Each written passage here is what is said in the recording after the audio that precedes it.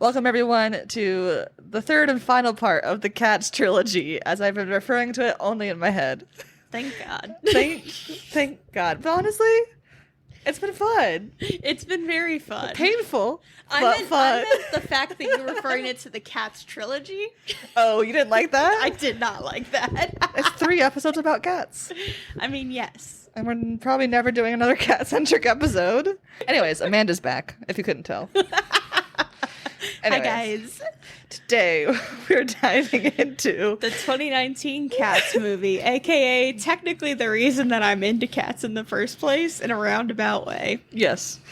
Directed by Tom Hooper. Correct. The Worst possible choice to have directed this movie. Yes, he notably directed The Les Mis in 2012 movie, as well as The King's Speech and The Danish Girl. So he's like a very prolific director and also one of the worstly rated directors because of this. Yeah, like controversially, like the Les Mis movie in general is kind of controversial among musical fans and movie fans, just for a bunch of reasons that maybe we'll get into in this episode. Yeah, I really like the Les Mis movie. I love the Les Mis movie. I think it like that Tom Hooper style of gritty realism and like shots and moving in and out translates really, really well for Les Mis. For Les Mis, but not for cats. It's the worst choice. Oh my God. He's so... I know we're going to talk about it in a second, but let's just dive right into it. He's so goddamn literal. Like, every single time they make a weird reference in the musical, they're like... he has a thing in the background to explain it. Like, there's the line in the Jellicle songs for Jellicle Cats where they're like... Were you there when the pharaohs raised the Sphinx? And like, it's a car named Sphinx. And I'm like, that's not even what that line means. And it's like every single, like, there's like, it's not just like, at first I was like, oh, these are Easter eggs and the set pieces of the names of these buildings. I'm like, no, they're just literally anything that was written down. But also that literalness I kind of like in the like F you to T.S. Eliot way, not for enjoyment's sake, but I'm like, hee, this is bad. T.S. Eliot would hate it, and that gives me a little bit of pleasure. Yeah, but T.S. Eliot would also hate the musical. Oh, I know. Oh, I'm aware, but I'm fine if he would hate all of this even more. I'm just like, I get like in my like a teensy bit. But before we even dive into all of that, it starts with the music, but we see, and I like this bit. There's the moon and a cat face in the clouds, and I thought that was a good. For half a second, I was like, wait. A good thing at the beginning for 2 seconds, not even, and then it just kind of roller coasters down from the biggest mistake that they make right away, showing a human. Yes. That was such a weird choice. Yeah, they could have instead shown the car driving, the car stopping, the bag being thrown, the cat then coming out of the bag. Nice. But then that's it. Yeah. Like, we don't need to see the lady walking, because we see her walking and then these anthropomorphic cats. Can we talk about like, before we go into, like, what's happening? So, like, yeah, exactly. That's my problem, too, is, like, I don't hate... I actually, like... You know how you were like, what if you don't hate it? And I'm like, actually, I didn't hate it as much as I thought. I also didn't hate it as much as I didn't hate it as much as I thought I was going to. Constant uncanny valley? Absolutely. I stomach ache the whole time. But I didn't hate it as much. I mean, you're going to have to tell me how you feel in a minute. Obviously, like the musical, significantly better for me, personally, because I'm a fan of the musical. At the same time, there are things that they do in this that are like, oh, that's different, but that's a good choice. Like creating a viewpoint character. Yes. Not a good idea. Because lots of good ideas in here, not good execution. But like, again, the having the cat get thrown, great way to start it off, but you show us the lady, so it immediately throws all of the proportions like off, because I'm sitting there and I just saw a human, and then you see another human. Showing me these naked cat people with human hands, human feet that human sometimes chins, and like the noses. You know, on the Broadway show, they like in the makeup, they like make a little nose like you do for like Halloween, cat nose. Yeah. They like didn't put any makeup on that specific part of nose, and I was like, no, Give us some of them, like little cute little black or brown noses, you know, none of them. So like, okay, It's the CGI animation, original. I'm gonna like these. I usually save the fun facts for the end, but for this, they're just gonna be throughout. Also, I didn't do that much research because I didn't want to. Plus, you know damn well that I have fun facts too. Yes. So originally this was going to be an animated movie. Correct. Until Tom Hooper was attached to it, and then he convinced everyone to make it non-animated.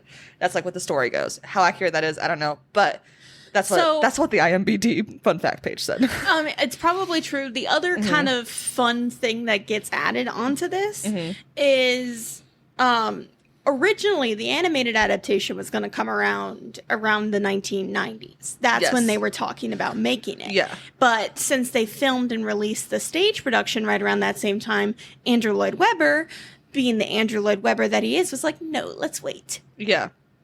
And then Tom Hooper directed Les Mis. And they were like, Cats and Les Mis, such similar shows, they should obviously be directed by the same person. Yeah. This is like, I don't have the same kind of problem with Uncanny Valley that you do. This is the ugliest butt fucking movie I've ever seen in my entire life. Yeah. So the CGI of the cat people, before we get to the CGI of everything else, because I like different opinions about each version of the CGI-ness, but the cat people themselves, part of the reason why the CGI is so bad is because Tom Hooper told all the like celebrity actors they had that they would not have to wear skin tight CGI clothes, so forcing the CGI editors to go in, and the phrase, I didn't look it up what it means, to rotoscope. That's what they say. So that's why when like they're moving their head, sometimes the fur doesn't like line up with their hairline on their face, because they have like their human face and then where the cat hair meets the hairline. God. And it moves. And that's what got me. Is like it, except for the cats that have clothes, they look almost normal because they didn't have to rotoscope the clothes because they're actual clothes, right? So that's what got me with that's the bad part. And then especially for a movie or a musical that is a dancing musical, what is known for the dancing, if you're rotoscoping all the dancing, yeah, that's just like the editors were working constantly sleeping at like 90 hours a week, sleeping like at the like place, like not leaving the editing bay, going through this. They had 6 months to make the trailer and 4 months for the movie editing. The treatment of CGI artists is absolutely horrendous. Yes. Are they part of, I don't know if they're part of SAG-AFTRA or if they're part of, like if the animators union is different. Yeah. I wonder where the CGI. I can't remember off the top of my head. They don't have the same protections that they need, because a lot of it's also outsourced as well. There's a lot of like animation stuff that happens in like Korea. I know. Even just like regular animation. So these poor people, like, first of all, we'll talk about the celebrities when we get there, but Tom Hooper is a moron because the costumes in Les Mis are very good. You could have had costumes that didn't suck and would have made the animation so much easier on everybody. And there's no goddamn reason that you shouldn't have. Like, why would you choose to put that much CGI? And that much budget. That much budget to the CGI. To an already expensive movie, because you have half the cast being celebrities and like big name celebrities. Big name celebrities. Right. Like, ugh. And then also like the other thing with Tom Hooper is, especially in the opening song, the camera shots are all over the place. And it's like they zoom in, they zoom out, they zoom in, they zoom out. They do a reaction shot to Victoria every 5 seconds. And then they zoom into the dancing and then they zoom out. And I'm like, can we stop?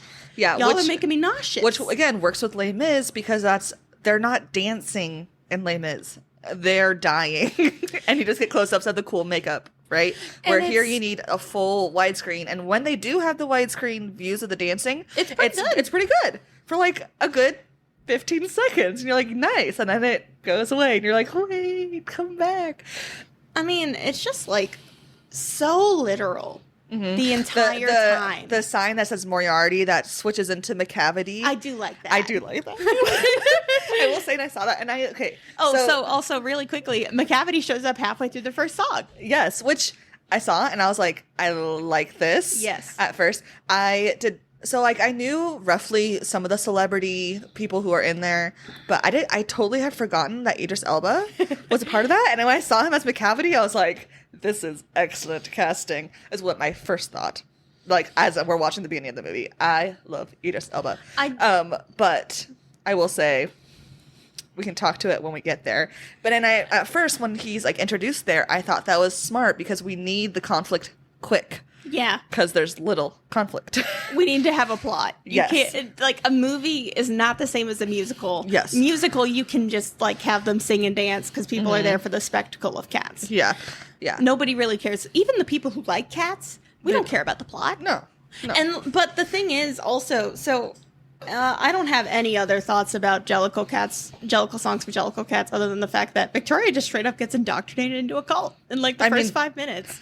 Yeah, but, like, question about that part of the song where they're, like, doing all those adjectives cats, where they're, like, metaphorical cats and all that. Is that part of the actual song that I just didn't remember? Yeah, it is. Okay, because I was listening to this, and, like, I don't know if because I had, like, the close-ups of what they're actually saying, and I was like, oh, this is part of the words? Well, they do that a lot, actually. One thing got me was, like, the can you sing at the same time in more than one key. Mm-hmm. I know that's a line in the musical, because I was thinking about it, but, like, I forgot that it was a line in the musical, because it's something that they just sing, like, really quickly. Yeah. But everything here is, like... Emphasized in a weird way, and I'm like, cats should not be this literal. Yeah. Yeah. Metaphor, Tom Hooper. Yeah. Learn it. I was really excited. So, just to, like, recap the beginning parts of what we like, or what I liked them making the story told from Victoria's POV for the most part. I liked that aspect. I liked the introduction of McCavity at the beginning, just to, like, add some intrigue. And then this is where I thought, when there's the part where, is it Monkstrap, the gray one with the collar, where he is telling Victoria about the names, and they're like, what's your name? You don't have a name? Like, that whole thing. I thought that was interesting at the beginning, as my thoughts was, I was like, oh, this is an interesting part of a plot that they could play on later. Then they never follow up. Yeah, they don't follow through. So that, like, but, like, looking back on it, I was like, so the first, like, 5 minutes, I was horrified by the animation and the filming of it, but intrigued with what they had added. And so it was, like, a weird, like, what? So, things that I liked. Yes. In the first number. First number, I liked the backstory. Mm-hmm. And I liked that, and by the backstory, I mean, I liked the idea of Victoria being abandoned by a human, and that's why it's her first ball. Again, good ideas, bad execution. I liked that McCavity showed up. I don't like that he randomly interrupts a song. Yeah. And I'm like, he, like, says the what in one of the lines, and I'm sitting there and I'm like, why? Yeah. Weird choice. Like, ugh. Yeah. Also, they're just cats dancing in the street. Yeah. In the middle of a fountain in the square. Yeah. And nobody seems to notice or care. And I'm like, I mean, I get it. Because, like, nobody notices or cares about the cats in the musical. Yeah. But they're all in one location the entire time. Yeah. So, I don't know. I'm just sitting there and I'm like, man, if you were a human and looking out the door. But also, I think it's London. There's lots of rats. There's going to be a lot of stray cats. Yeah. Like, that's not... Yeah. You know, like, not to, like... you can't think too logically in this specifically this version of Cats. But they make it so goddamn literal. I like that Victoria's still a ballerina. Yes. And honestly, that's where the kind of first number ends, is she kind of gets into the dancing, joins a cult, and is just, like, intrigued and fascinated by everything. We get her reaction every 2 seconds. Then, like, all the cats, like, scatter. Yes, because McCavity. Because McCavity shows up. And they just leave poor Victoria there. Yeah. And I'm, like, sitting there like, y'all know that she doesn't know shit, right? Why are you just abandoning her? That checks out to Cats' like sensibilities, though. It does. It makes sense. It just looks like, wild. Y'all are obsessed with her, and then you just leave her alone. And the question that I asked myself immediately upon seeing Idris Elba is, can Idris Elba sing? And the answer is no. No. And that wouldn't be a problem because McCavity doesn't really sing. Yeah. He just shows up and is scary for like 2 seconds. Yeah. Yeah. So, but then they keep making him sing. Yeah. Yeah. And then also, like, here's the driving force of McCavity's plot here. McCavity wants to be the quote-unquote Jellicle choice. Yes. So, again, to reiterate, McCavity, who to all appearances and understandings, like, is at the height of his criminal power, wants to die. Why? Yeah, like, it's almost a good idea. It wasn't executed. It wasn't thought fully through, right? Like, having him want to, like, that's why he's, like, you know, trying to crash the Jellicle ball and mess it up. Like, it's an interesting idea because we don't know in the musical, we don't know what he wants besides that he's evil, right? He has no want. Or here they give him a want that doesn't really make sense, but, like, it could have made sense if they added more information. But also they're not going to add more information because this is a movie musical where they don't have much dialogue because it's a movie musical, you know? See, that's the other thing too, is it like this movie is almost constrained by the fact that it's trying to be a faithful adaptation. Yeah.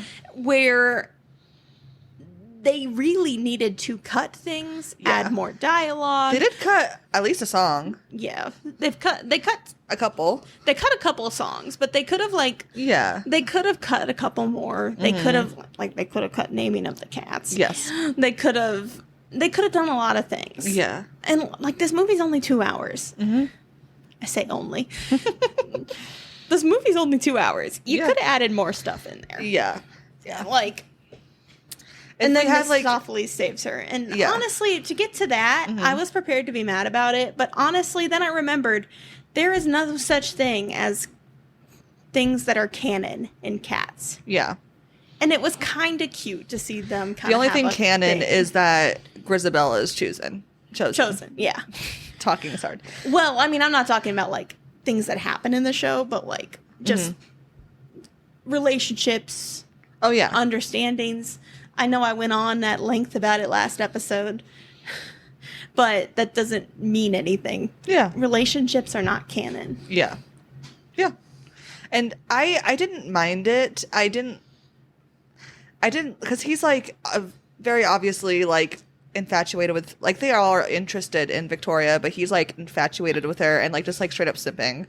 Like, he's, like, following her around and making sure, like, she's okay, which is, like, sweet. And I like that they made it, like, he's klutzy and he's awkward. And I like that they made that choice if they were going to make him obsessed with Victoria. I didn't want someone being, like, macho-ly, like, you know what I mean? Like, usually people who are, like, male characters who are obsessed with a new female character are usually, like, weird about it. If they were going to do it, they should have done it this way. And I'm glad that they did with that choice. You know what I mean? If it was the choice that they were going to make, it was a good way to make that choice. Yeah.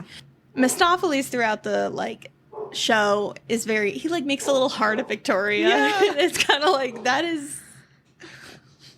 is something. You really pick the gayest cat and went, this one is the one that's going to have a crush on our female lead. And I'm like, okay, guys, heterosexual cats.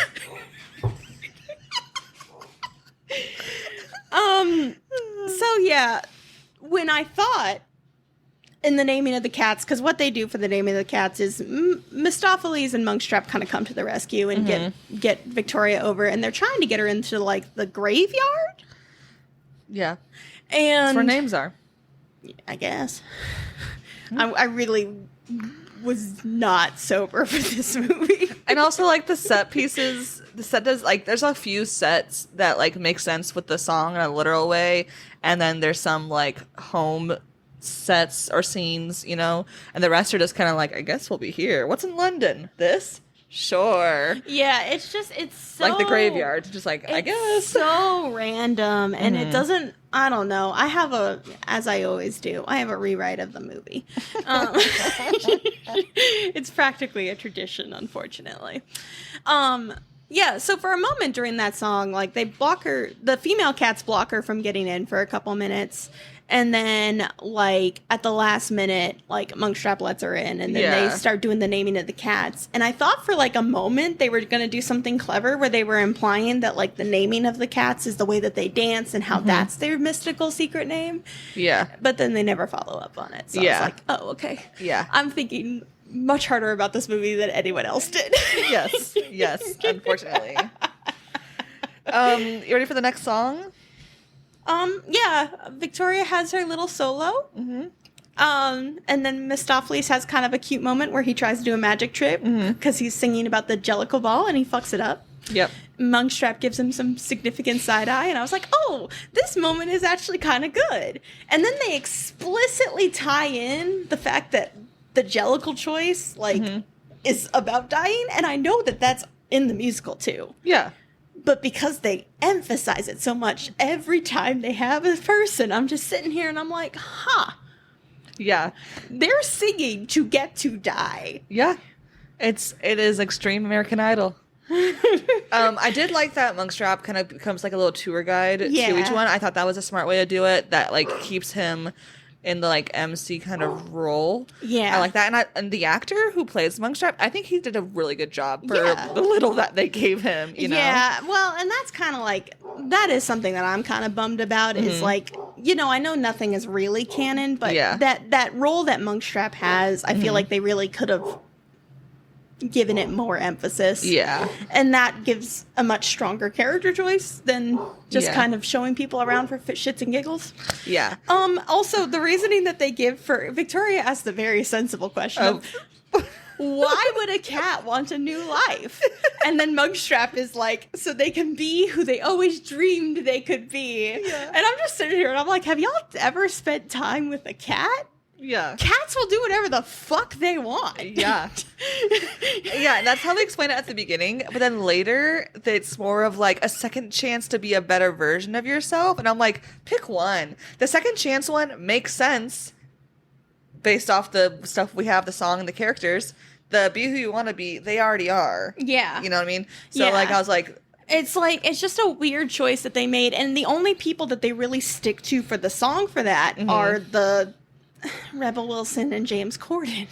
Yeah. And, like, half of these people seem to be living their best life anyway. Yeah. And I'm like, and the second chance of be a better version of yourself would have made sense for McCavity. Yes. Because he could have just been like, yeah, I'm going to come back. They're going to hold on to my empire. I'm going to come back and, like, basically and be inherit. Become my own Nepo baby. Yeah. See and that's the cool idea, but they didn't, like, follow through. Yeah, and I didn't think about that at all until I was talking to you. That's what I was thinking the whole time. I was like, this is almost good. Okay, oh my God. Can we get into Jenny Any Dots and how horrible it is? We have to? Yes, okay. So Jenny Any Dots, played by Rebel Wilson, and she is essentially playing her character from Pitch Perfect, but in a cat suit. It is awful. And I'm tired of fat characters just being the butt of the joke, which is the next two songs. And it's just awful. And then the CGI... How she zips off her skin to reveal a pink vest that's just there for jazz. It makes me so upset for the same reasons that Janessa said. Like, you know, the only fat characters that are here are there for jokes. And it's so upsetting because that's just not Jenny Any Dots. Jenny Any Dots is like... grandma cat who has some slight fascist vibes. Like, she is not just a bored fat cat who trains mice for fun because she doesn't want them to be bad. Also, the mice CGI, the ratio is so bad, and they are children. And do you know whose idea it was to make them kids? Rebel Wilson? Yes, because I don't know why they gave her any. Okay, in 2019, the celebrities had way too much power in this movie. Yes, they needed. Did they put money into it? I wonder if they had money in it. Probably. Yeah. Okay. Because Cats is not supposed to be a star vehicle show. It is not Les Mis where Anne Hathaway can show up for 20 minutes and then die. Yes. You are supposed to be present in the tribe the whole time. Yes. And it makes me really upset that they isolate out these characters to acquiesce to like these famous people's schedules. Yes. Yeah. So, okay. This whole celebrity aspect of this, I think half the celebrities they chose were good, actual, like, good casting, and I think the other half were not.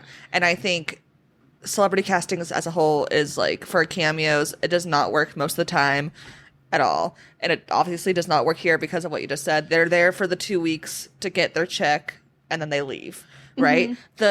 As the casting, of the celebrities, I think that was good casting. I think Judi Dench is a good casting, especially since she has Broadway, like she was originally cast in the Cats musical before she tore her Achilles, right? So like that's a nice little closure towards the end of her, like towards the latter part of her career to be back in Cats. That's sweet. Starring Ian McKellen, I thought was wonderful. Just spoilers. I thought that I love Jennifer Hudson, her singing. I thought she was excellent. Yeah, she did good. I'm not mad at Idris Elba or Jason Derulo or Taylor Swift. I'm mad about as casting for different reasons. Yeah. I'm disappointed in all of them for different reasons, but I'm not mad. But the two that should not be there. Okay, I have a controversial opinion. James Corden is a West End singer. James Corden wasn't bad. He wasn't bad. Until they started throwing in all the fat jokes. Yes, until they made him into, like, making James Corden not a bad choice. It's just, like, if the humor within the song... That's not fine. There in the no, it's not, because the thing is, the thing with these songs that is driving me crazy in both the Rebel Wilson and Bustopher Jones is it sucks out all of the kind of dignity that these characters have. And maybe this is because I'm coded British, but part of the funniness of the song you are, and I we've talked about that, but it cracks me up every time. I'm like, yeah, you are. But the comedy in these songs is not slapsticky ba ba ba ba ba. It's little subtle things here and there. Yes, that's what I'm. Yeah, that's what I meant. But the humor in the song, the humor in the song, like it is in the Broadway recording. There's humor in Bustopher's song, but it's subtle. Right? Which is saying a lot for Cats the musical, but it's subtle. But they add all the stuff to it. All the best parts of Cats the musical are the subtle parts, which is sort of a funny thing to say, I know. But I mean... Yeah. But anyways... also, she eats the cockroaches that also, kind of have human faces. Yes. Not once. Not twice, but three or four times, yeah. And I'm just sitting here, and I'm like, and then the cats threaten these mice children with faces. Mm-hmm. It's horrifying. Jenny Anidiota's song is the worst part of the movie. Oh, 100%. 100%. And it's the only good part about it is the part where Monkstrack sings for the beginning. The beginning, yeah. And that's it, because then you're in this awful CGI house, and Rebel Wilson keeps stretching up her leg and just being weird. Yeah, she's playing her character from Pitch Perfect, which does not make sense in the Cats world. Okay. And then I have a couple more things. She's like, I can't keep being in this kitchen. I'm like, then leave, ma'am. You can leave. You are a cat. The window is open. The window is open, and then it's just And then did I have another thought? Oh, poor Rebel Wilson. The other thing with making these songs the way that they are is this is a trio, right? Yeah. It's three people singing in harmony together. Mm-hmm. And they're making her especially in the first part of that song, they're making her sing all three parts of that damn harmony. Yeah. And poor girl's voice is going all over the place. Yeah. She was not set up. It wasn't any sort of good choices at all. We don't need comedic relief in this musical because of how fucking weird Artie looks. We should not be trying to laugh at their dancing or their singing or the words because we're laughing at the animation, the CGI. Yeah, right? and even if you didn't make the animation suck, the inherent absurdity alone of I'm sitting here watching people pretend to be cats and pretend to be mice. Yeah. That's enough. Yeah. Yeah. But luckily she gets interrupted by Rum Tum Tugger, played by Jason Derulo. Yes, girl, give us nothing. Okay.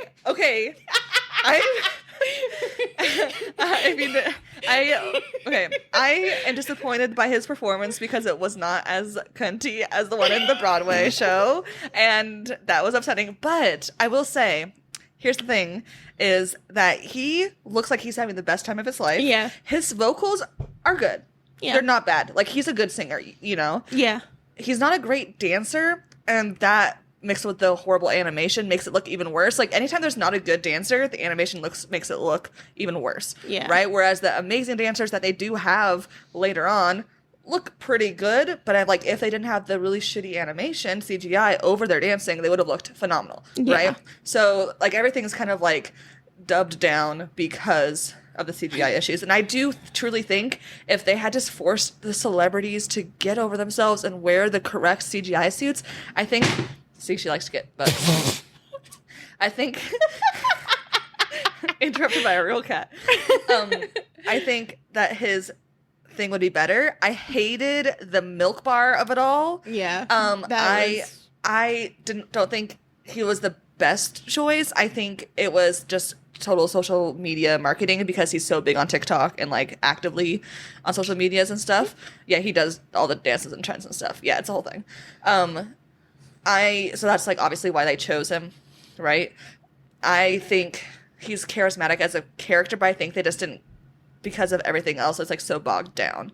Like it's not good. His singing is good. He hits those notes. Yeah. It's not, I wasn't shook. I just felt like, and I don't know how they would actually, I do know. And then I also was like, if they hadn't have had Rebel Wilson interrupt his song, it would have been better. Yeah. Her little bits, she does that in every single movie she does. They just say, hey, be funny, improv. Like, that's the talent to be improvisationally funny.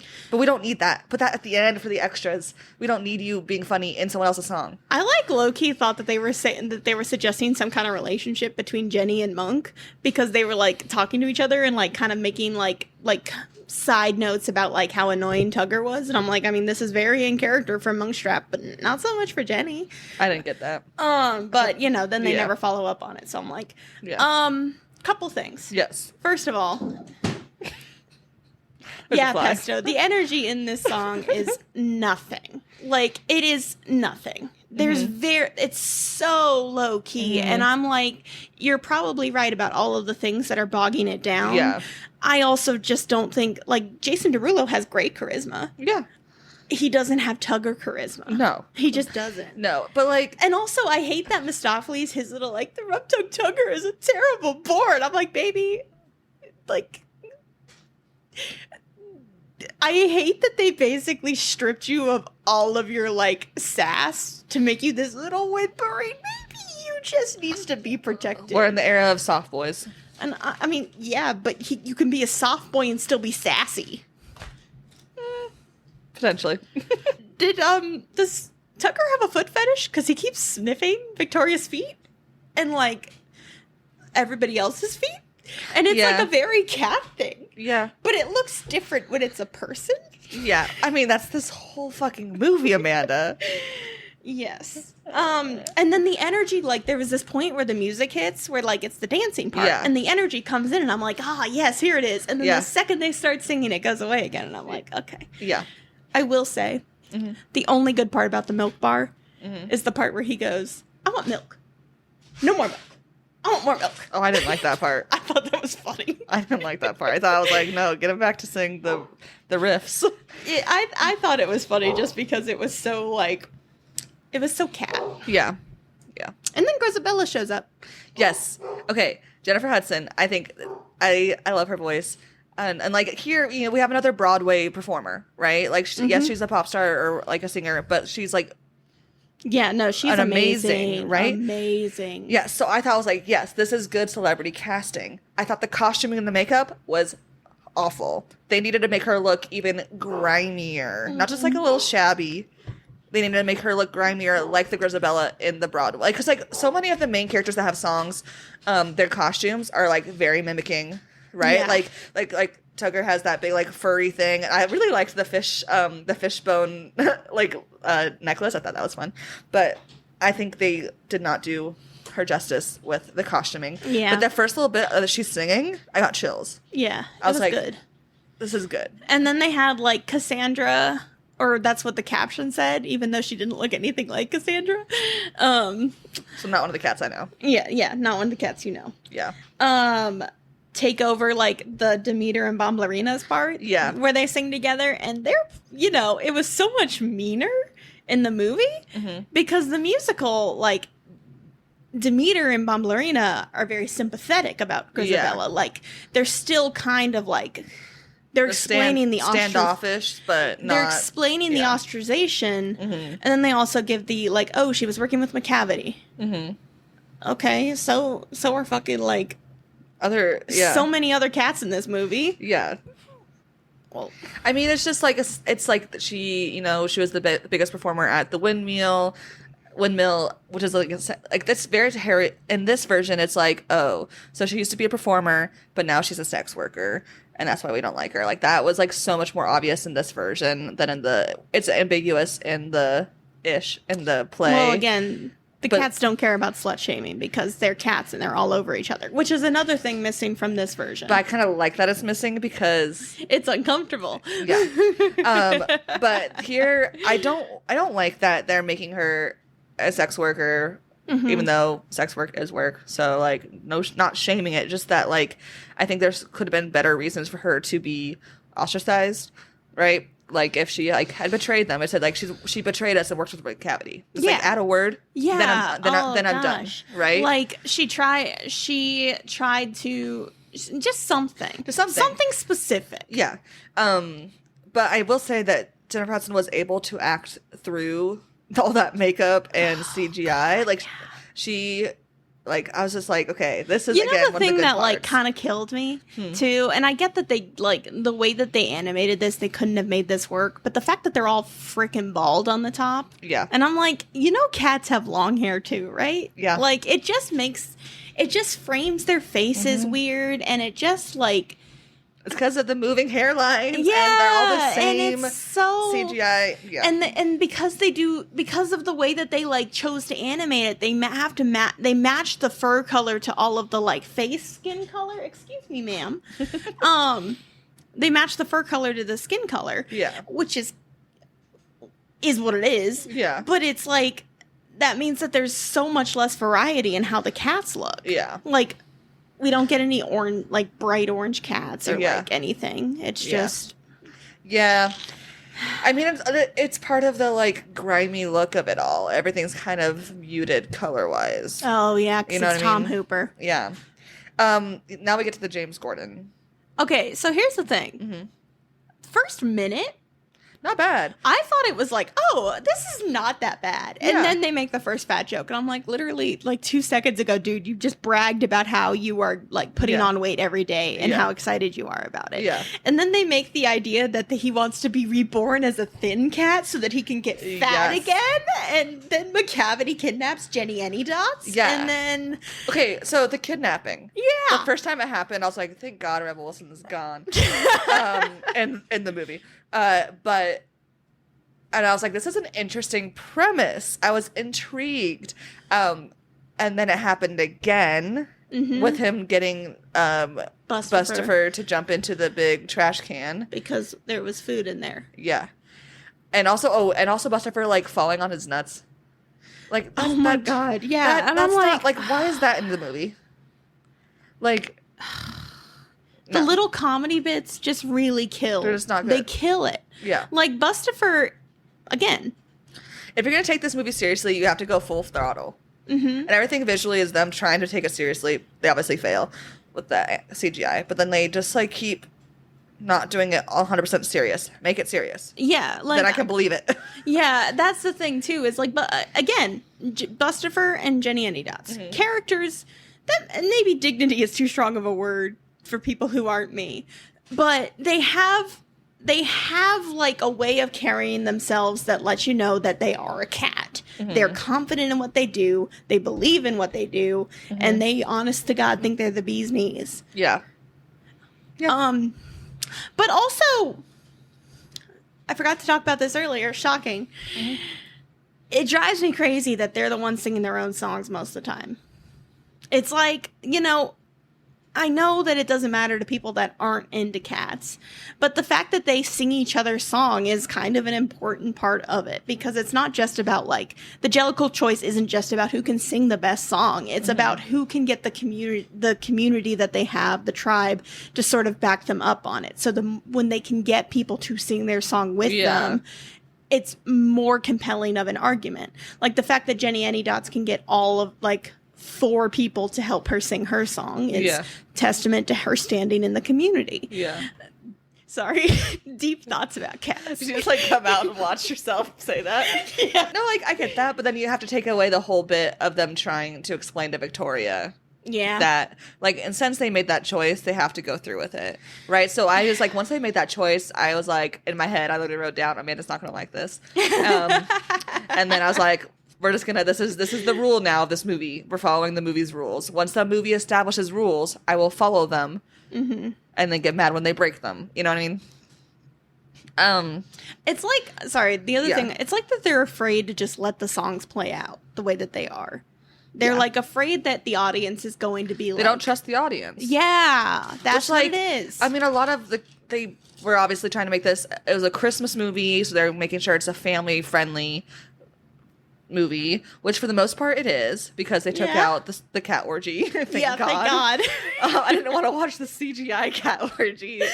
No shame if you do. That's just not for me. Anyways, so that's why I think they had to make it. They felt like they had to dumb it down. But this is just like a constant thing in the last 20 years of movies, is that the big guys, the big corporations don't trust the audiences. They need to hand feed everything to us, which is annoying as movie watchers. Well, to be fair, it's not. It's made worse by the fact that, you know, certain brands of internet criticism like hyper fixate on this stupid shit. Yeah, like everything wrong with blah blah blah, where they sit there and they complain about obvious plot points. Yeah, it's like, hey bud, did you know that there's this thing called suspension of disbelief? Yeah. I don't need to know really why these cats are singing and dancing about who gets to die. No. I'm just here to watch them sing and dance. Mm-hmm. Yeah. Yeah. But you can't because it's so zoomed in on their face constantly, which makes it cheaper to CGI because you don't have a whole body moving, just a face moving. Mm-hmm. You want to move on to Mungo Jerry? Yeah. And Rumple Teaser? I didn't hate this one. I didn't like it. It was just so, like, blah. It was there. I did like this, I did like the aesthetic of the set they were on. I was like, this is pretty, like the green. I don't think it was like it was still like ratios were all off still, but I liked, and I liked how they incorporated Victoria into it. Yeah, the choreography, that was the fun part. But the song itself and the dancing itself, I don't really, and I also really don't care about these two cats. Yeah. What do you think? Are they in this version? Are they siblings or are they dating? I think they gave me sibling vibes. Okay, but there's a bit where he was like, I bought her, tell the policeman I bought her that necklace, and then she goes, you did what? And he goes, never mind. As in, like, she was a little bit jealous. Oh, okay. Well, I don't know. Man. No, I know it was for 2 seconds, and I was like, I thought this would spark a little Amanda Spiral, but I guess it's not. No, not really. They use the worst version of this song, first of all. It's fine. Yeah. It's just, it lacks the energy that the characters have when you use the upbeat version. Yeah. And yeah, I guess it gives them more cat burglar vibes, but it's like, these are cats that are causing chaos. Yeah. They don't need to be giving cat burglar vibes. Yeah. This was the moment that I was like, you know, I don't know anything about Victoria. And I know that we're not supposed to, because she's like the viewpoint character or whatever, but like, I know nothing about what she wants. I know nothing about what she likes. I know nothing about like what she cares about. She's just learning. She's an explorer, but without motivation. Yeah. Well, I mean, she got abandoned. That happened to her. She's not active. Yeah. But like, so again, we'll get to it when I talk about how I would rewrite it. But like, that's the thing, is I'm sitting here and I'm watching her like watch all these other cats do terrible things, and I'm like, huh. And they do like have a nice, very quick moment where they're like, oh, they left you behind, and then she goes with them. Like, that makes sense. Yeah. But you know, it's just as like, this song is there. This is actually probably the shortest amount of notes I wrote. Nice. I wrote again that Mistopheles is a simp. Yeah, he really is. He like runs in, but it is kind of cute. It was sweet, but he's just like obsessed. Yeah, you get it. I like that they kind of leave her to get caught though, because that is very, very. That's very like. That's also very cat behavior. That's very cat behavior. It's also very much like. Yeah. Mungo Jerry and Rumple Teaser would do that. Then we get cut away to a barge. Yeah. And immediately, I was like, Growl Tiger. And I was like, they're not going to do the song. They're going to do the song. They're not going to do the song. They're not going to do the song. Anyways, they do like 2 lines of the song. So we have, we see that the 2 cats that have been abducted thus far by Mistopheles are tied up. Mistopheles is like, wahaha, my evil Macavity? Yes, that's what I mean. The names mean nothing, Amanda. Also, Griddlebone is there? Griddlebone. That's not Griddlebone. No, That's Growl Tiger. Growl Tiger and Griddlebone are there. There are Griddlebone's 2 cats. on the boat? Yeah. I thought it was just Growl Tiger and Macavity. Nope, they say her name. She talks for like a line. Macavity has captured Bustifer and Jenny Annie Dots and is on the barge, and Growl Tiger's there, and Growl Tiger is the cat from the poem that is super racist in the book that was cut out from the musical, but it's a little Easter egg for the nerds, which I was like, this is fun, a little Easter egg, but also not the racist one. Like, there's other Easter eggs we could have. I mean, it just does, like, Cats 2019 is all over the place because they want it to be family friendly. Mm-hmm. They want it to appeal for everyone. They want it to have like the awards baity kind of thing for like Jennifer Hudson specifically. Yeah. Because that's why they hired Thomas Hooper, is they wanted to get Oscars for this because somebody was going to give Cats Oscars. Cats is an Oscar-worthy movie. Fuck off. But they also like throw in all these little like fun appeals to the fans, and then they don't change anything. They don't edit it at all. They don't remove songs that we don't need, like Jenny Annie Dots' song. Mm-hmm. Like they don't know who their audience is because they're trying to appeal to all these different groups. Yeah, and none of them work. No. Yeah. So Griddlebone and Growl Tiger are on the boat. They hold them hostage, and that's it. Okay, what do you think about the idea of a barge, though? I think it's stupid. Okay. Yes, and I was confused about, like, I was like, okay, where are these people disappearing to? And I was hoping that we just wouldn't see them again until Deuteronomy is rescued, and then they would all show up. That's what I was hoping. And I was like, it was just weird. You know what's also kind of weird? And it kind of makes sense, but like, is Rum Tug Tugger not trying to be the Jellicle choice? No. So I get why he's not, because he's got a pretty good life. He doesn't want a new one, but also like, when you explicitly introduce this premise of all the cats that are singing this song are trying to be the Jellicle choice, and then you have him sing a song. I mean, he could. They don't say anything about it, so therefore it's like following the rules of the movie. He is, but there's no evidence for it. Yeah. Yeah. Yeah. It's just also like they couldn't get rid of that song because it's a fan favorite song. Oh yeah, no, I'm not saying they should have. No, I know, but like just they didn't incorporate it into the plot. Again, they're trying to have it both ways. They're trying to have this plot, and then they're also trying to like be faithful to the musical. Fun fact, the musical, calling it a plot is a choice, but it's a paper thin plot. Yeah. It's like hanging on by a spider silk string. It's a thin string of a plot. Anyways, the barge, whatever. When Macavity like disappears, he says meow, and it's gross. He's like meow. Yeah. I was like, bad. Okay, we get the introduction. Yeah, nobody's even noticed that Jenny Annie Dots is gone or Bustifer. They're just like, and just like, yo, I know that you're cats, but also, if this had happened in the stage play, all the Jellicles would have been like, oh shit, Jenny's gone. Yeah, because they care about each other instead of whatever the fuck they're doing in this movie. That's a really strong word, but okay. I think there's only one set that they could be on, so they would notice it because they see it. Because once they see it happen, they get all freaked out. Yeah. They just don't see it. Yeah, but like also if the whole thing is that they're collecting here to be like the Jellicle choice. Yeah. Which was another odd choice of like having the Jellicle choice, some of the Jellicle choice songs happen like outside the big theater before Deuteronomy arrives. For what I thought was that they were preparing to go and perform their song, but because Victoria is new, they were just kind of giving her the background information, like, about these people. That's what I was getting from it. Is that a good choice? No. Does it make sense? No, but not much of this movie makes sense. Yeah. But that's what I thought of it, because he's like, here are the people, let's go meet them. Victoria, you're new, as we wait for the ball to start. And then there's that. That's what I got from it. Yeah. Whether that's real or not, I don't know, but that's how I interpreted it. And because they don't talk about it, I can interpret that. I mean, I think you can make an argument for that. But also, again, the question for me would be raised, how come nobody is like, hey, we're a Jenny and... That's because they're also annoyed by them. Oh, valid. So valid. Also, I do want to say one tiny thing to praise James Corden is the one thing that he is giving in his performance is the gay uncle vibes. Oh, yeah. And it's great. And it's like, bro, I know you're a straight person and we're not going to talk about the prom, but like, you're selling this vibe. Yeah. Yeah. Old Deuteronomy, Dame Judi Dench.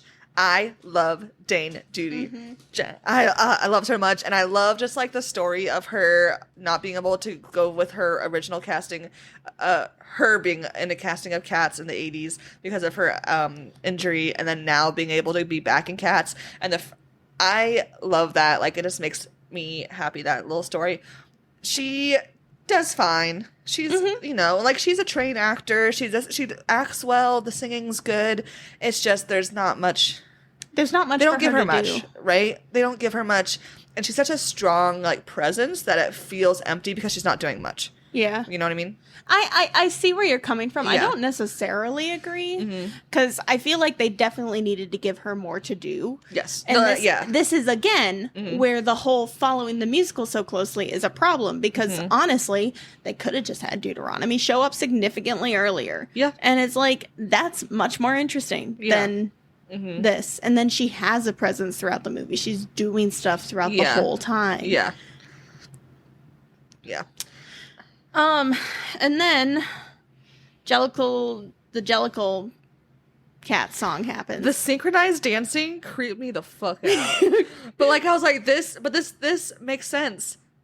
From like it made sense within this world, but it was creepy, and I liked seeing Victoria literally out of place because she didn't know the dance, and like she was trying to like kind of learn it, fit in, and slowly she did. Yeah, and I like that this was their version of replacement. This big dance scene that comes up is a replacement of the cat orgy dancing. Yeah, and I thought that was really good, and we finally get big angles of the dancing. Yes, and it's good for bits. Yes. Yeah. Yes. The thing that's honestly the most. Aside from the visuals, because that's the actual worst. But the other thing that's kind of really frustrating about this movie is that there are bits that are almost good. And then it whoop. Yep. Right back down to the pits. Yep. And then, they keep the wide angle on the dancing. And it's like, oh, cool. And then for like 30 seconds, you get to see all the cool dancing that's happening. And then they change the angle to like an upper angle so you can't actually see anything except the horrible CGI. Yeah. Yeah. Yeah, and they have like good dancers here, and the choreography for a lot of this section, it was done by one of the guys who helped choreograph part of Hamilton. So like here they have so much talent at their fingertips in this movie, even with the celebrities who are like weird choices, that they just don't utilize it, and they don't do it right. The only person, honest to God, who feels miscast in this movie, like 100%, two people. God love her, Taylor Swift. And then also Rebel Wilson. Yeah. Everyone else could have worked in the roles that they gave them. Yeah. And also, like, shout out to Francesca Hayworth, who plays Victoria. She's amazing. She's not an actor either. She's a ballerina. Yeah. But she did such a good job at, like, doing what they gave her. Yeah. And then also kind of just letting her be this wide-eyed person. Yeah. Being the audience, active in the movie. Almost. If I was in the movie, I'd be running the other way. You would be a cat, Amanda. You'd have other issues. But yeah, the Jellicle Ball dance scene, that was fun. And then Mungo Jerry's there. Which is like, okay. And then Chugger's back. He was gone, now he's back. Oh, I really like that bit where he comes into parties, like, with your permission. And I was like, nice. I liked that. I was sad that they cut out his duet with Monkstrap, but I kind of get it because it's Jason Derulo. You're not going to get him to be there that long. Yeah, and also share the spotlight. Yeah, no. Then we get the first bit of memory. Yeah. You don't like this part? I have very mixed feelings about this part. I like that Victoria leaves because she's like panic or like anxiously leaves to get some fresh air. I was like, nice. And then we have well, before that, Grisabella gets chased out by everyone. Yes. Like and it's not like the musical where she's just trying to do it on the side and just can't. Yeah. She's like actively gets chased out of the ballroom. Yeah. Which makes sense. And it's very sad. Yeah. I really like I really like Jennifer Hudson's whole singing. Every time she's on screen, I'm like, I'm in. I'm in, 100%. And then when she's gone, I'm like, I'm out, 100%. What do you not like about this bit? Or what fell flat for you, or whatever it was? So,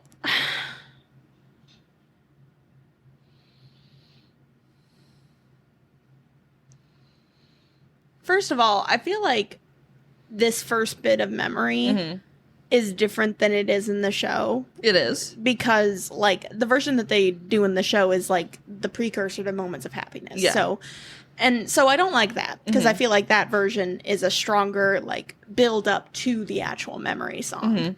Because then, like, when they actually do memory, I'm sitting there and I'm like, well, you cut out part of the song so you could do it earlier. Yeah. I don't love that. Yeah. I also don't love that they follow it with Beautiful Ghosts, which is, it's a gorgeous song. It's great for Victoria's character. Yeah. Wish it came like 40 minutes earlier. Yeah. Yeah. So that I agree with the Beautiful Souls coming earlier, because then we get to at least see her character a little bit more active. As far as like your thing about splitting the memory, as someone who has soberly watched the Broadway musical once, I did not realize that happened. So as a passive audience, just like, hey, I'm watching this, I was like, nice. Honestly, that kind of builds into like the point that I wanted to ask you, as somebody who's really not into Cats, like how this movie gets perceived. Because like I'm sitting here and I'm like, wow, they really kind of like stripped all of these characters out of all the like fun parts of their personality by removing a lot of the costuming. Yeah, you don't. The parts, it falls flat because of the obvious reasons. It falls flat that we've already talked about, but like the little like nitty gritty stuff that you've already talked about. You've already talked about in the last podcast, and that you like so like dearly enjoy. I have zero, like, I only know the names because I had the Wikipedia page open and be like, whose acting is that? Okay, this person, oh, that's that cat. Now I know the name. Like, literally only know the names because of that. You're not going to give me any credit for just talking about it all the time for the last, like, 2 weeks straight? No. Because if they didn't have a song, I didn't know their name. And now I remembered Monkstrap's name, and I remember which one it is. I'm very proud of you. Thank you. Thank you. And also, the subtitles on the movie helped. Oh, yeah, me too. That was the only reason I recognized Cassandra and Grittlebone, because they both had, like, one line. Yeah. And I was like, oh, okay. Yeah. Just casually throwing them in there. Yeah. That's fine. I really like the Beautiful Souls. Well, no. Beautiful Ghosts. Thank you. Beautiful Ghosts. I really like that song. It's a good song. It's a really good song. I really like Victoria singing it.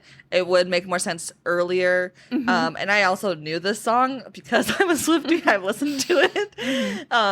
And I enjoyed it. And I was worried at first before I forgot to say this. So like I knew that Taylor Swift's character was only going to be in a second, and I couldn't remember who it was.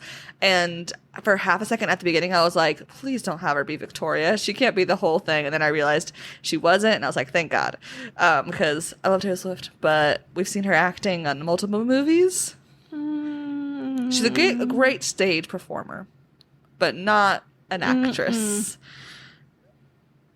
But...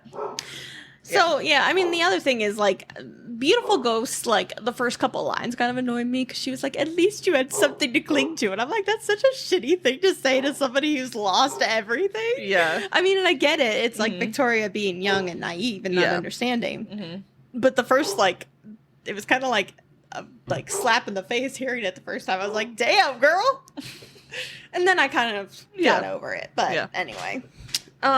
There's also, I wrote a really long note here, so there's also a story deep down in here somewhere where Victoria like does reach out to her, and because she realizes that she relates to that rejection that Grisabelle is experiencing because of her abandonment, and that's like subtext, but they need to build it a little bit more. You know who wrote the lyrics?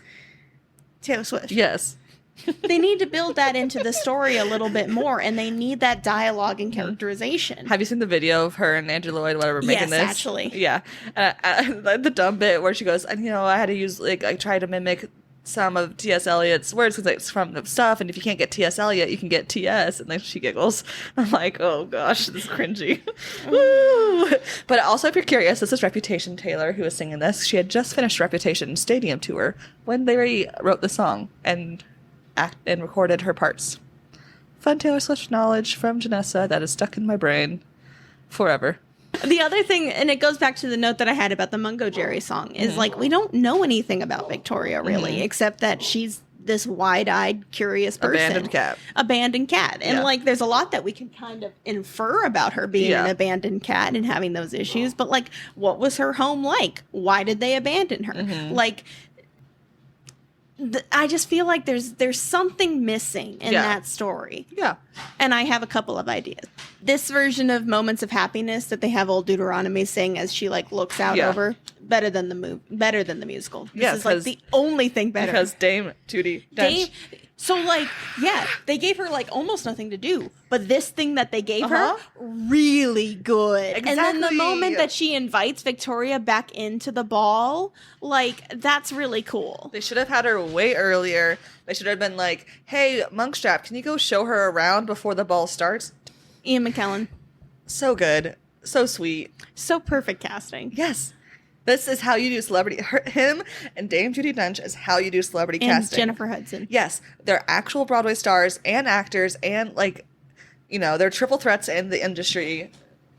See? Can Ian McKellen dance? Back in the day, he could. Okay. I don't want to speak for him now.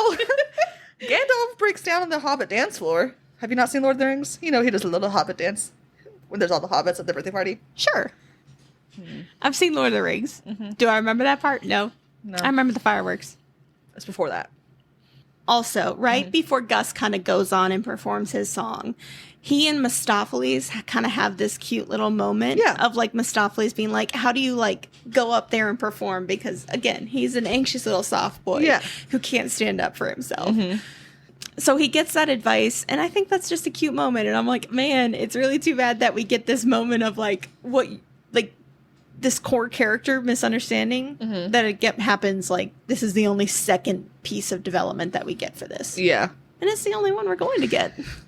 And then when Gus is singing, Mistopheles makes like the lightning behind him. And I thought that was really fun and cute. And Gus is like, was that me? Look at me. Yeah.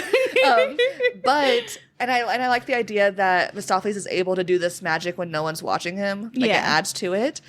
But here's my thing with the magic. Okay, so thank God. Also, we didn't talk about that. They cut the Jellicle Dogs fucking song with this like, fucking superhero. Thank God. Ian McKellen's old man singing voice is not wonderful. But he can act. He's an amazing actor. But also, Gus is not supposed to be a good singer anymore. Like, he's old. Yeah.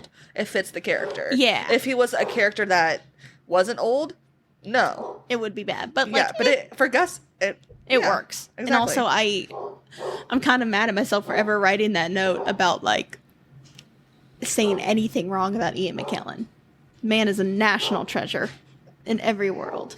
McCavity does not have lightning power in this movie, and I wish he did. Yeah. I wish he lightning zapped them away a lot, the Sith from Star Wars. Because here we have Mistopheles, who is, the whole movie has not been a good magician that's like, he's fumbling, he's learning, he's anxious. And he's able to give lightning background for Gus. Now I'm like, the magic, not that the magic system is good in the stage production, but like here where we actually have the CGI to make it good, they don't.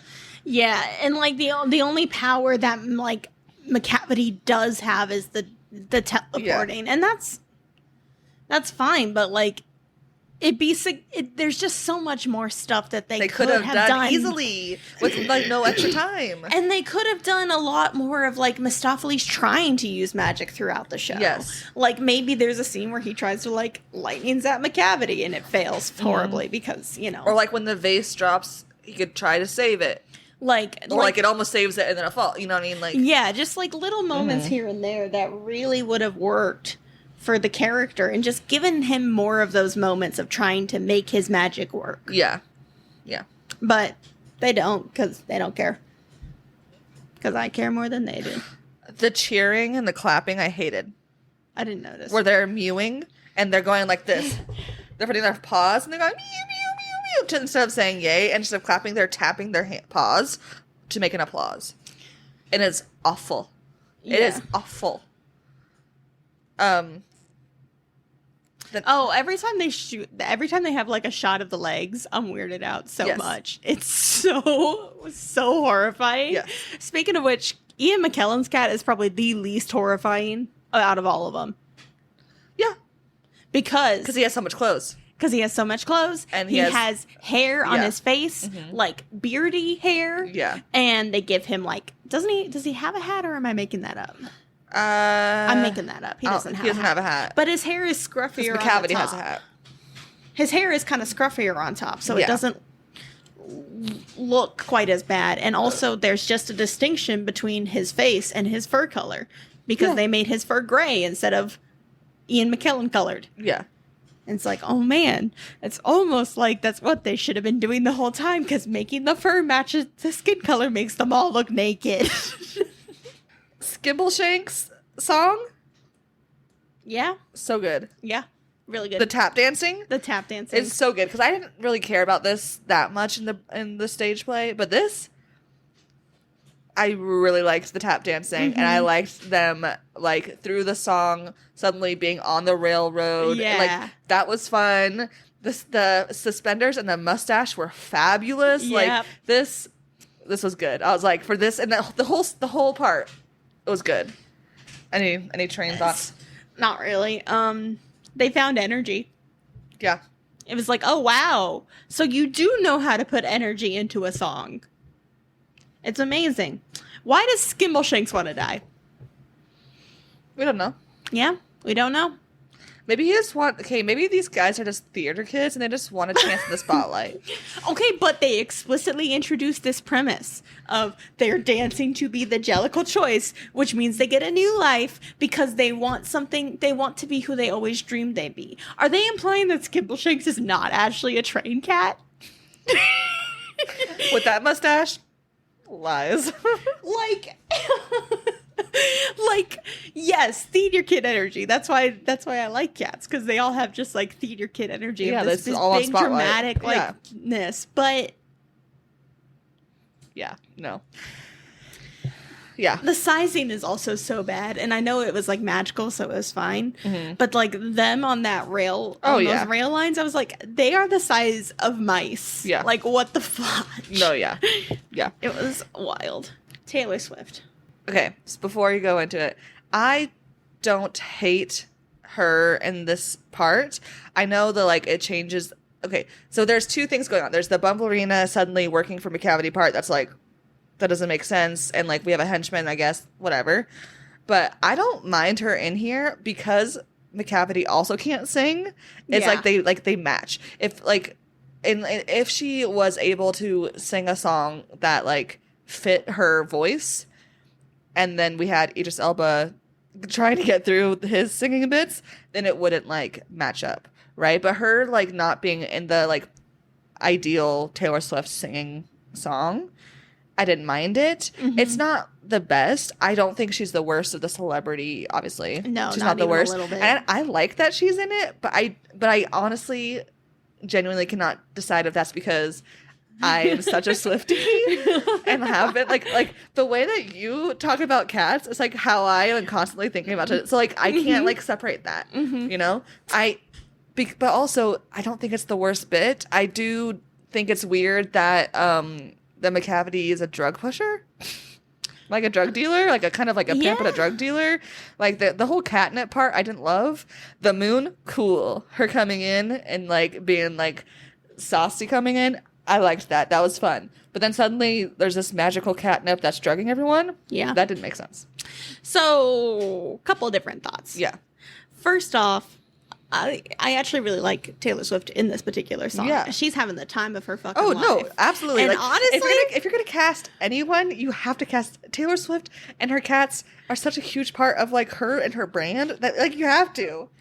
And she loved doing this. She loved writing the song with it. Like, so she's having her theater kid dream that she didn't get to have because she became famous before she graduated high school. Yep. You know, yep. so she's like living her best life and having a good time. Yeah.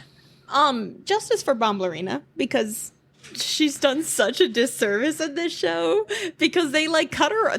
Because Taylor Swift is working for Macavity, like they cut out all of Bombalurina's other parts where she's fun and sassy and has all this energy, and like they kind of replace her with Cassandra, but that they don't give Cassandra anything to do, and most people don't even know that Cassandra's in this because they don't expand on any character in a way that you need to for a movie.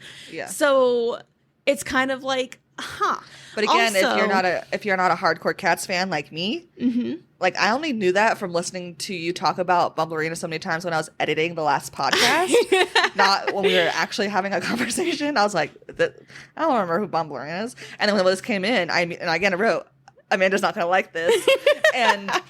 But as someone who does not care which cat is which, didn't care. It was more of the thing I didn't like is that we have random information about Macavity now at the end that make him more interesting, that like, oh, he has hench people, that's cool. Why couldn't we get that earlier? Why couldn't they like chase Jenny and Annie Dots to a corner before he vanished her or something, like, you know, just giving them something to do. Exactly. So that was more of that. Especially like Mungo Jerry and Rumple Teaser, because like there's this weird like dynamic going on with them where they're part of the Jellicle tribe in some fashion because they're participating in the Jellicle Ball, but they're also working for Macavity. Yeah. And it's like, I mean, that's kind of like it is almost in the stage, not as explicit with working with Macavity, but like they're like gray. They're more in the middle. Yeah. So aside from the fact that I don't like what they did to Bomblerina as a character, I actually really like this scene. I think it's like a fun way to translate exactly what's going on. The other thing that I think is a weird choice is like Macavity's song is not very nice to him. Yeah. They just like it's not even like, oh, he's so cool and awesome. It's just he's there. But I also do like that they're drugging all of the people so that he can be the Jellicle choice, and that everyone very slowly gets drugged by the catnip, because that's a very crime lord thingy to do. Yeah. Is drugs. It's just like, I don't know, it just like feels disjointed.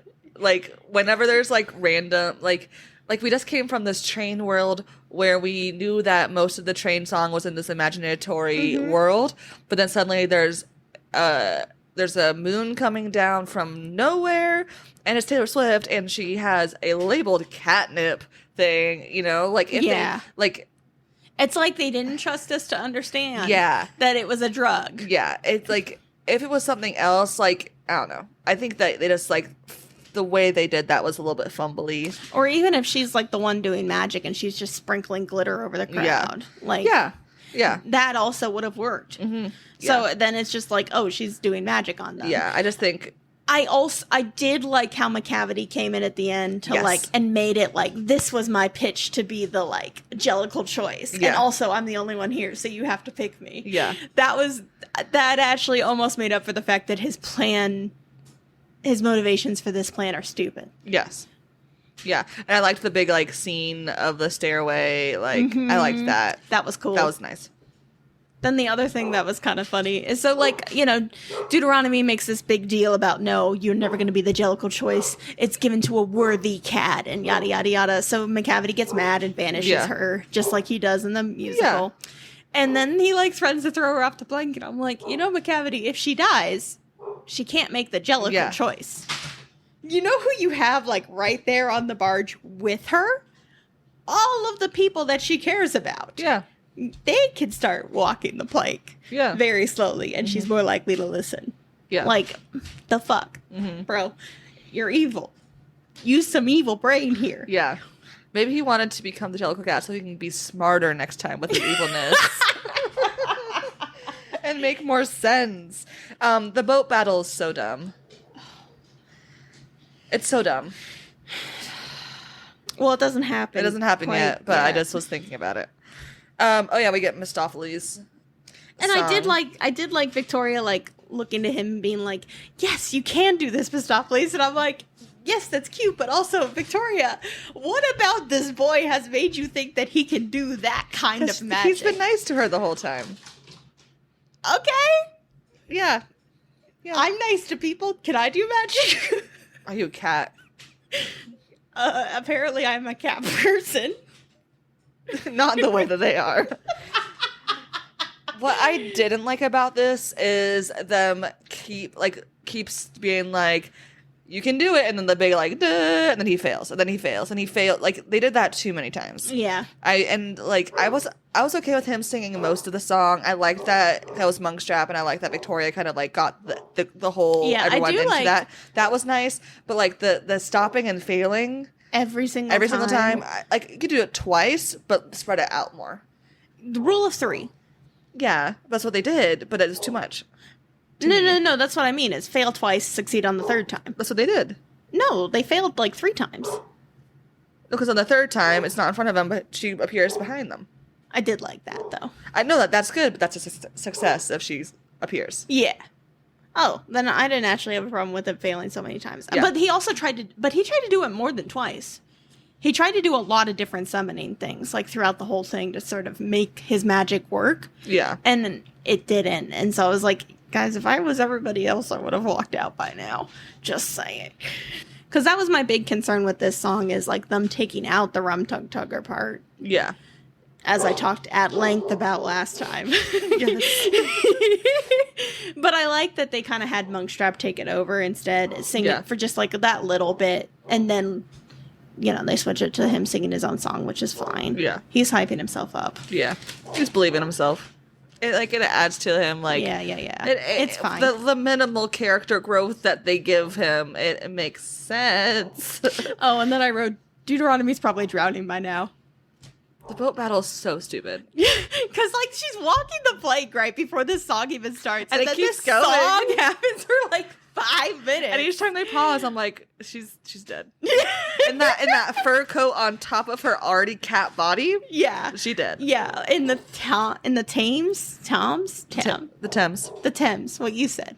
There's a whole bit about it in the song. You in the musical. paying attention? That you can't rhyme Thames with Ames just because you want to. Yeah, I liked that little bit that they gave James Corden, because I was like, yeah, take that, T.S. Eliot, and your fucking poetry. I did. The one thing I liked about the boat battle is them getting to punch the racist cat. That was fun. But then I didn't really care. Yeah, and she takes off her skin again to escape. Oh my god, yeah. And I'm like, ma'am, you could have done that the whole time? Yeah. You could have done that the whole time? Yeah. What the fuck? Yeah.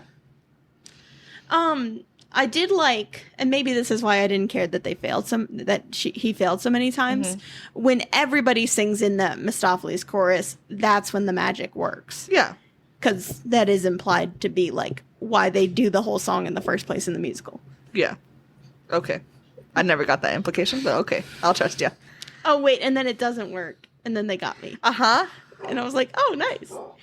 There's so much subtle character interaction that happens on stage. Yeah, that no one gets unless you rewatch it. Yeah, unless you rewatch it and gift set it, obviously. But the big thing is, they try to sometimes they try to translate that into the show, into the movie part of it, where they have these subtle character interactions going on in the background. And first of all, it doesn't work because you can barely tell any of them apart. Yeah. Third of all, it doesn't work because it's a movie. Yeah. You can have subtle character interactions, but that's not necessarily how movies work. This is the first time Deuteronomy and Misto interact. Yeah. So her singing this little part of the song should hit, and it don't, because it's man. Yeah. I have no idea what these characters' relationship is like. Mm-hmm. Oh, I forgot to mention, you know when Gus is singing his song at the end and Deuteronomy like raises her leg? Apparently, she's like laying down in her little bed and she like raises her leg. Apparently, Judi Dench and Sir Ian McKellen were like, what if in our back history of our own characters, what if they were like they used to be lovers in the past? And so they like made that a thing. They talked about that like helped create their characters for themselves, like not current lovers, but in the past. But yeah, You know, I mean, cats get around, yeah, as cats do. Yeah, and but, they like, say many times Deuteronomy has numerous progeny, Yeah. and many wives. Except I don't know if this version had. I think they cut that line actually. Yeah, I don't they think like they said switched that. it into something else, and I'm like, coward, let Dame Judi Dench have many wives. And also, I'm sitting here and I'm like, they have this little scene play out, and I'm like, is everyone else dead on the boat? Like, Where are they? yeah, where are they? Like, They're just on the boat. They just like have now become pirates. and now they have the escape scene, and then I wrote "get fucked racist cat," and then that's it. Yeah. Then we get to memory, like the rest of it, right? Yeah. Jennifer Hudson. I wrote Jennifer Hudson is holding this movie on her shoulders. It is. I didn't tear. I did not cry in this movie. Good. No offense. But every time she sang, I was like, chills. I could listen to this over and over. I was mad about it when I watched it the first time, but I was also drunk. And thinking back on it, I think it was actually a really good choice. Like, having Grisabella been trying the whole movie, and this is the moment where she gives up, but Victoria reaching out and having her come in. Yes. Great moment. I don't know what I was thinking when I wrote that note. You're drunk. Yeah. And you were just mad that you were watching it. So therefore everything was bad. It was also like midnight because I kept having to like pause and write notes because I have to write down all of my feelings to share with all of you wonderful people.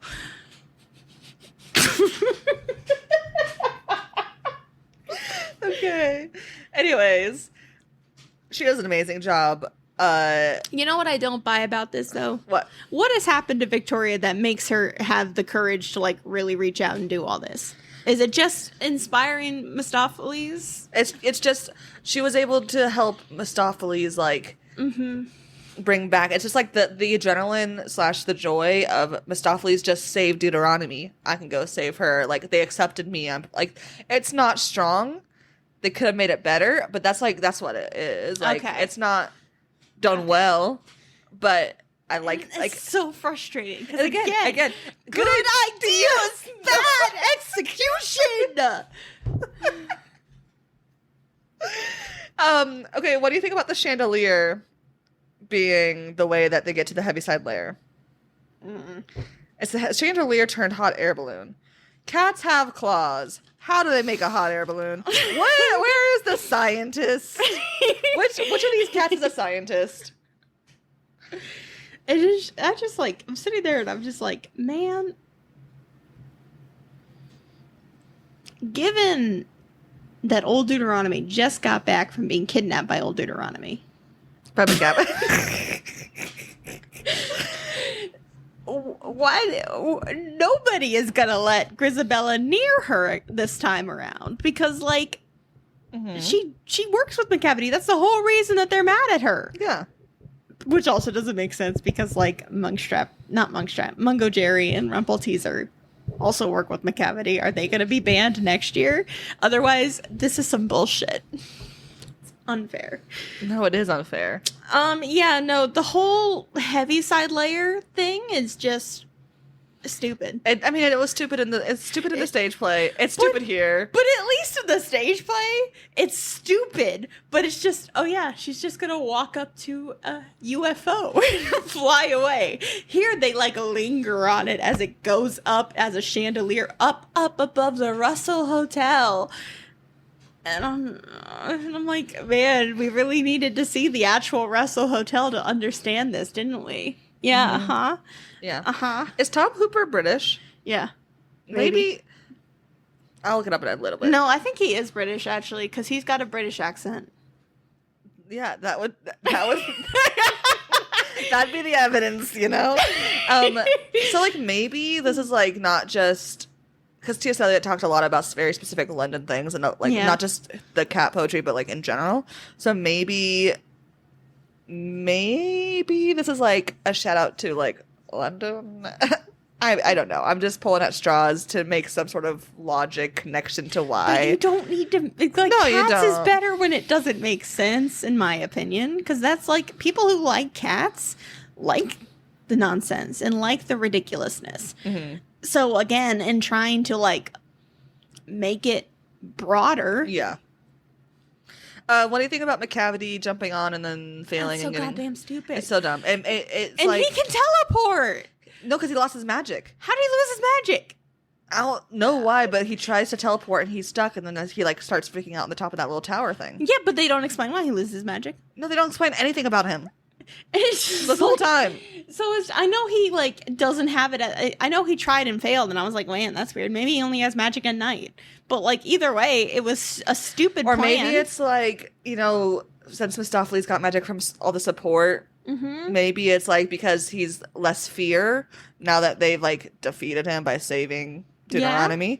Maybe, but again, there's nothing there. We just like, this is me wanting to make theories to make it make sense, but like there's nothing there, and it made him seem so wimpy. And I'm like, stupid. I would rather just never see McCavity again than to see him flop like this, or see the cats chase him off, like the shadows. Just have him shadows chasing off. Yeah, like I mean, or just have him tied up on that barge, or have him be defeated with the rest of his henchmen. Yeah. Like, I don't know. Yeah. Like, maybe Mistopheles teleports there and, like, lightning shots him. I don't care. Yeah. Literally anything. It's just, it's so dumb. And it's also really frustrating because this movie has, like, 3 separate emotional climaxes. Mm-hmm. And it's like, you guys know that even though it's the only part of the musical I care about, that's a lie. But Mistopheles saving Deuteronomy is not the climax of the show. Yeah. And when you center the plot around that becomes the climax, and then memory is an afterthought, where memory should be the emotional climax of the show. Yeah. That's what matters. Yeah. Because otherwise we just have to sit through like 10 minutes of like belting. Yeah. It's a lot. And then we get a dressing of the cats. They're at I think it's Trafalgar. I can't say that. Trafalgar Square. We're so American. But I like saw that and I was like, hey, I've been there. I have a picture on those lions. And I was like, woo. And then it got boring and weird. I didn't like Judy breaking the fourth wall. That was so weird. They've been so goddamn serious the whole fucking time. Yes. And they've been so like against the fourth wall the entire time, even though Cats is very into the fourth wall. Yeah. Consistently. All the time. Yeah. So having her stare at the camera and sing this song was such a bad choice. And also she's not really even singing it. She is talk singing it. Yeah.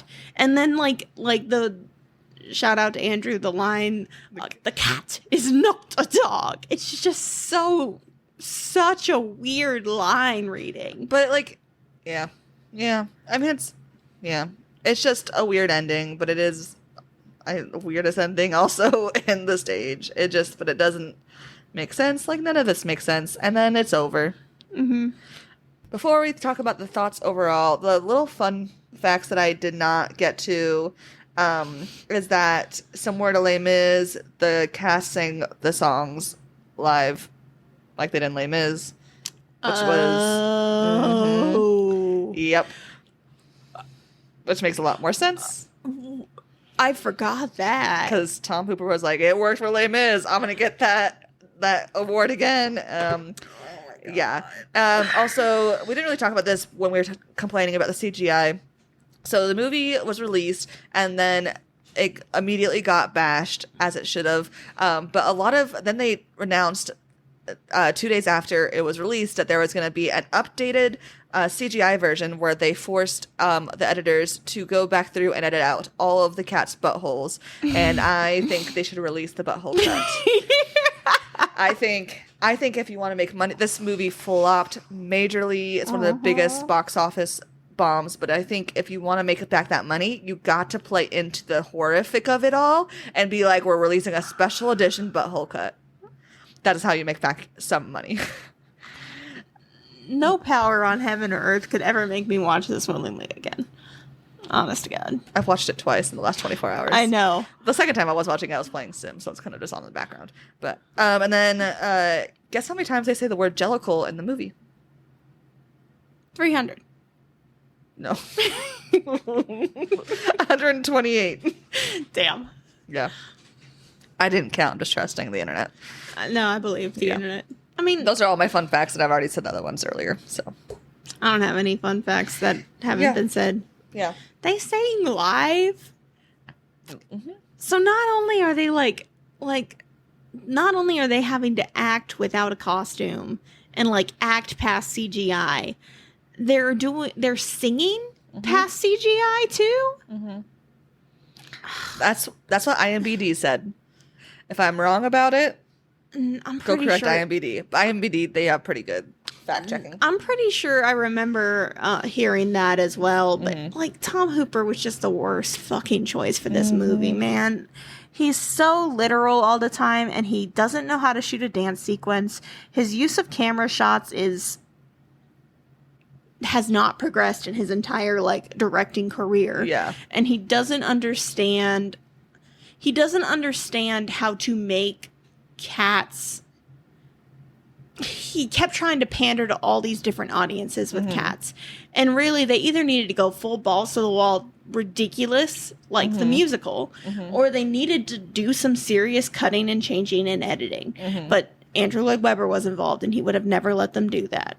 Like, it's just annoying. Yeah. Before you go in and how you would change it, here are the things I enjoyed. I enjoyed Victoria. Like, she did great with what they were making her do. I enjoyed Judi Dench. I enjoyed Jennifer Hudson, thank God. I enjoyed the train scene. That was good.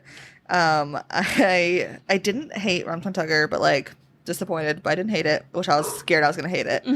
And I enjoyed starring McKellen and The Beautiful Ghost. I like the song. And that's about it. Which, like, we've already mentioned this, but just to give it's like, that's the bits I liked. Let's give credit where credit is due. Yeah. This is not as bad as I thought it was going to be. No, definitely not. The Rebel Wilson song is definitely the worst. So that happens, and I think like a lot of people write off the movie from there on. Yeah. And and it's not good after that, don't get me wrong. No. But there are things that they do that are really smart. And honestly, when I'm talking adaptation changes, I'm not saying that this would have made it like a good thing, but all I really would have done is I would have kept the opening with Victoria being abandoned. Yeah. And the Jellicle songs of Jellicle Cats. Just no human. No human. Just no human. I would still have her meeting McCavity. I would honestly, and I'm going to explain why in a minute, I would have Grisabella be with McCavity in that scene. Yeah. In that moment. Kind of just like hanging on his arm and just whatever. Or even like in the background, like him like bossing her around and her just being like obviously miserable but stuck. Yeah. Yeah. That would be good. Something like that. Yeah. And then like having Victoria kind of like integrated into the tribe and like having that really good moment of old Deuteronomy inviting her into the ball because she's like, I don't know, I'm not a Jellicle cat yet. And she's like, well, do you want to be? And then I would have done a time skip. And I also would have had her sing that beautiful time skip? Yes. To when? Just a year later. And then it's her second year in the ball. She's been incorporated into this. And then the plot can happen the same way it happens. I don't like the time skip, but it's mostly for a couple reasons. One, it gives Victoria like more time to get like integrated into this tribe, and so you can have those relationships actually build instead of being like, "Ma'am, you've known them for 12 hours." I like watching her try to fit in, but not. You can still have that after a year. Some people don't fit in. No, after I a know, year. but like that part I liked that part because it goes with the like one theme of this show is about acceptance. Well, I also feel like it just would have been better because then I feel like it gives her the experience that she really like would need to be more comfortable inviting Grisabella. And I just feel like the idea of kind of putting in Beautiful Ghosts a lot earlier. Yeah. And having that moment of having her invited in. And then it also is like, hey, Grisabella was literally working with McCavity like last year. That's why they're still so upset about stuff.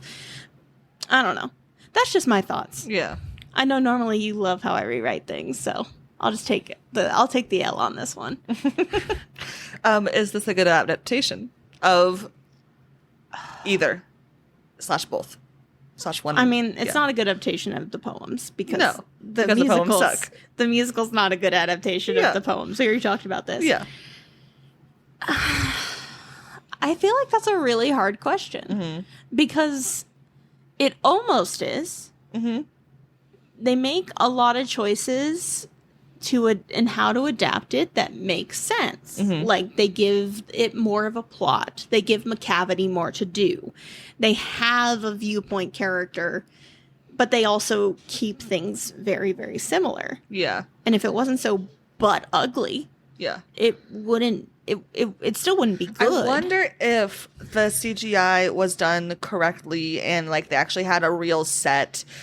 I wonder how that would change. You know what I mean? In a world where the CGI and the set pieces weren't horrific, I bet it'd be a decent movie. Yeah. It wouldn't be good because obviously the things that they still do with the plot and the characters are like all the stuff we've talked about for the last hour and a half. But I bet it would be a better adaptation if it wasn't so ugly. If it wasn't so horrific to watch. You know what I mean? Yeah, because, like, it's because, like, adapting musicals to movies is tough because they're two completely different mediums. Mm-hmm. Some have done wonderful jobs of them, some have not.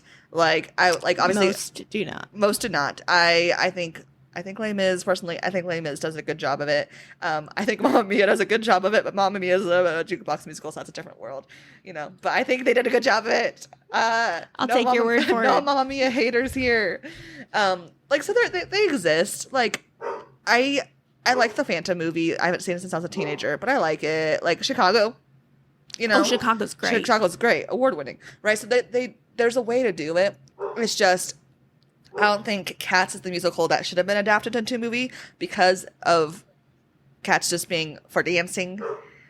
You know, like, I have not... If you were going to do Cats the musical as a movie, you needed to do one of two things. You either needed to, like, rework it entirely to, like cut out a lot of songs, which would have made it... Which Andrew Lloyd Webber would never allow because he's a jerk. Mm-hmm. And then, like, reorganize things, make a plot, do things that they started to try to do here, but just didn't commit to all the way. Yeah, they didn't commit. They didn't go through. Or get a director that knows how to film dance. Like, I have not seen West Side Story, the new one with Steven Spielberg, or even the old one. I like the old one a lot. But, like, get a director that knows how to film dance. Can you imagine a world where John Cho, who did, like, In the Heights, did Cats the musical? No, because I don't know if you've seen it, but I've seen In the Heights. They do a good job with the dancing. I really liked. I mean, my friend Kaylee is going to be upset because she actually really doesn't like that movie. Yeah, which is fair for other reasons that we won't get into. Other reasons, yeah. But specifically, dancing wise, they did a good job of shooting the dancing scenes. And it's a lot of CGI set pieces there too. Mm-hmm. You know, but they don't have to do the cats. They have normal people in that way. You know what I mean? Yeah. I think it's just how you go with how to create the cats themselves affects. It's just a domino effect. It changes everything. So if you perfect how the people cats look on screen, then the rest will follow and be less bad. You know the other version of this that's good, that might be a good idea, is if you just made an animated adaptation, because then you can do a lot of fun, crazy stuff with animation. Let it be balls to the wall, whatever the hell it wants to be, and you're not fighting. The actors aren't fighting with their costumes and sets and everything to try to pull out a good performance. You have voice actors. Nothing's getting bogged down. Yes. And the animators can, like, add little tiny things. You can have the cats, like Jenny and Dots, and them be in the background because it's easier to add a random animation in the background than it is to add a whole human in the, you know what I mean? Mm-hmm. And to have everybody's schedules line up for the right amount of time, and just, you can make them so visually distinct in a way that's, like, fun to watch. Yeah. And just, What about an anime version of Cats? Honestly, yeah, I'd like that. There's a market for that. There's a market for that. Cats is very popular internationally. Yeah. Because the story doesn't matter. Yeah. Just vibes. Yeah. Anyway, but yeah. So the answer to, is it a good adaptation? Kinda? Kinda? Almost? Sometimes? Sometimes. Sometimes. Yeah. Yeah. Do you have any last thoughts? James Corden is the Chris Pratt of the musical world, and I'm glad that we are past that as a society. Yeah. Oh my goodness. That's a really good analogy, though. It like really is.